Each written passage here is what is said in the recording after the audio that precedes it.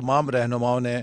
بہت زوردار طریقے سے اپنی سی پیک کے ساتھ کمٹمنٹ کا اظہار کیا. انہوں نے کہا کہ یہ قومی منصوبہ ہے, ہم قطعاً نہیں چاہتے کہ اس میں کسی قسم کا کوئی رخنا آئے, کسی قسم کی کوئی رکاوٹ آئے, ہم اس کی بھرپور حمایت کرتے ہیں. اور ان کو بھی ہم نے یقین دلایا, اور میں نے تمام پروجیکٹس بھی ان کے ساتھ شیئر کیے کہ اس کے ثمرات جو ہیں وہ تمام صوبوں تک جا رہے ہیں, کسی ایک صوبے تک محدود نہیں, بلکہ پسماندہ علاقوں کو اس کا زیادہ فائدہ انشاءاللہ پہنچے گا. اور ایک اور اچھی بات یہ ہے کہ آج اس کے لیے آئندہ تاکہ کوئی ایسا